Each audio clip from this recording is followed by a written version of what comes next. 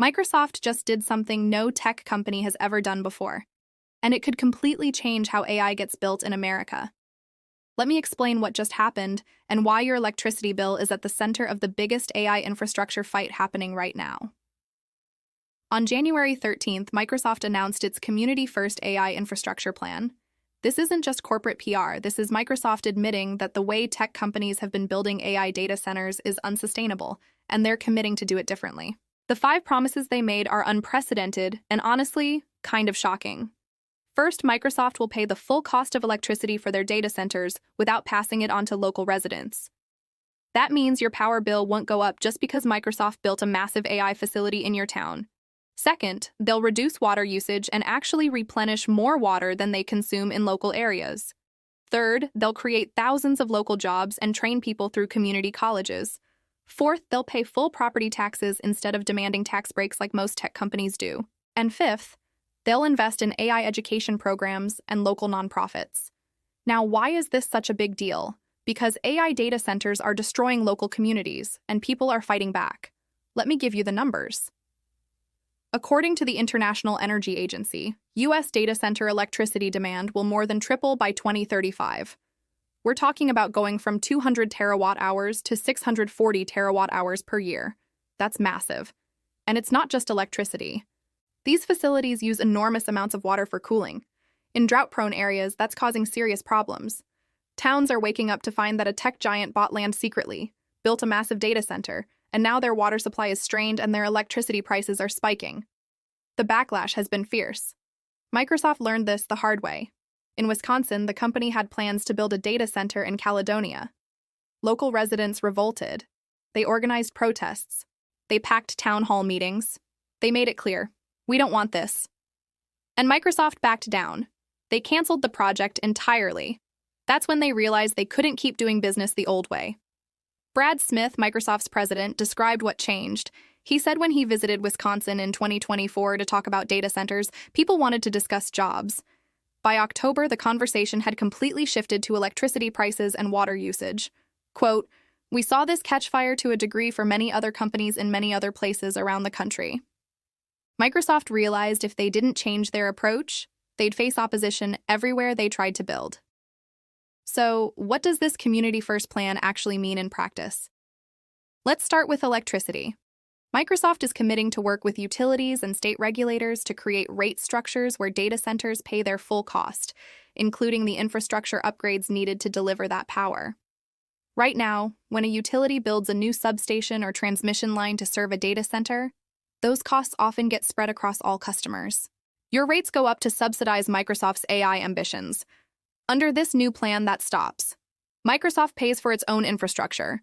They're also pledging to fund new electricity generation, especially renewables.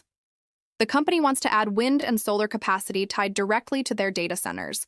This addresses 2 problems at once. It prevents data centers from competing with households for limited power, and it helps Microsoft meet its carbon-negative goals by 2030. On water, the commitments are even more aggressive.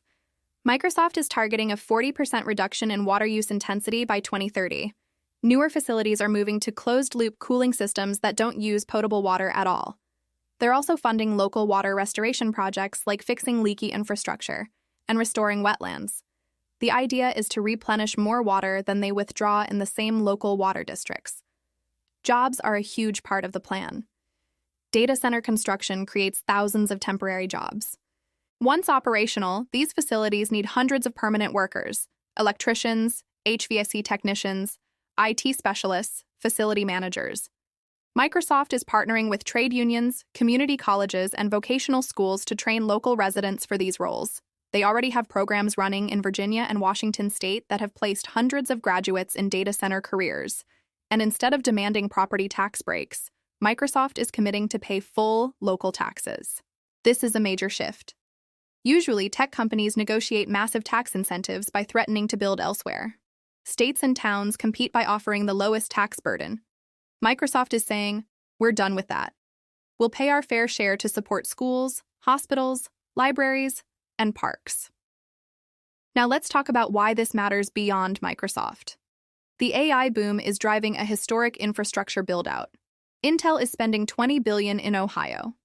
TSMC is investing $65 billion in Arizona. Samsung has $17 billion going into Texas.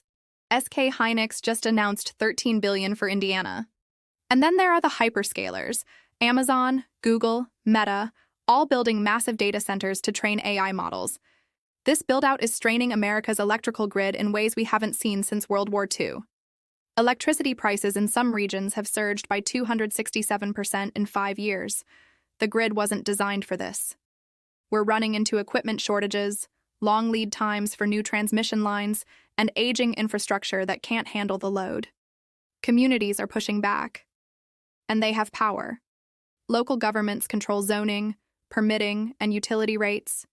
If a town says no, companies can't build.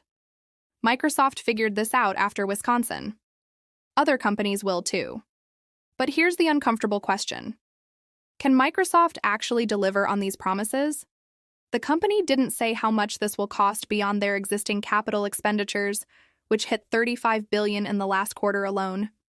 Brad Smith was asked if they can follow through, and his answer was blunt. We have to follow through. This is essential to our long-term business strategy. Critics are skeptical. Some see this as corporate greenwashing. Microsoft makes grand promises, but enforcement is unclear. The plan says commitments will be recorded in public regulatory filings and local agreements, but we haven't seen those details yet. And there's a difference between a PR announcement and a legally binding contract. Others point out that Microsoft is still lobbying for federal support for AI infrastructure. The company wants help with permitting and land access, even while saying they'll pay full costs locally. There's tension there. If Microsoft gets federal subsidies, does that undermine their community-first messaging? And what about other tech companies? Will Amazon, Google, and Meta follow Microsoft's lead? Amazon already does some community investment, but nothing this comprehensive. Google hasn't announced anything similar. If Microsoft is the only company doing this, they're at a competitive disadvantage. But if this becomes the industry standard, it fundamentally changes the economics of AI infrastructure. The real test will come over the next year. Microsoft says they'll start applying this framework in new and expanding U.S. markets in the first half of 2026. That means we'll see concrete examples soon. Towns that sign deals with Microsoft under these terms will be case studies. If it works, if electricity prices stay stable and local communities benefit, other companies will have to follow. If it fails, if Microsoft can't deliver or communities still revolt, the whole plan falls apart. Here's my take. Microsoft didn't do this out of the goodness of their hearts. They did it because they had no choice. The backlash was real. The political risk was growing. Continuing down the old path meant constant battles with local governments, delays, and bad PR. This plan is Microsoft trying to secure a social license to operate. But does that make it bad? Not necessarily. If the commitments are real, if they're enforced, if communities genuinely benefit, then it's a win-win. Microsoft gets to build the infrastructure it needs for AI, and towns get jobs, tax revenue, and protection from rising costs. That's better than the alternative, which is tech companies bulldozing through communities and leaving damage in their wake. The AI revolution is happening.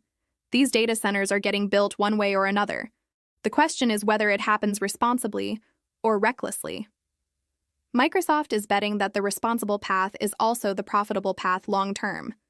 We're about to find out if they're right. What do you think? Is this a genuine commitment or just corporate spin? Would you want a Microsoft data center in your town under these terms? Drop your thoughts in the comments. And if you want to stay on top of the biggest tech stories shaping our future, hit that subscribe button. We're covering AI, infrastructure, and the companies building tomorrow. See you in the next one.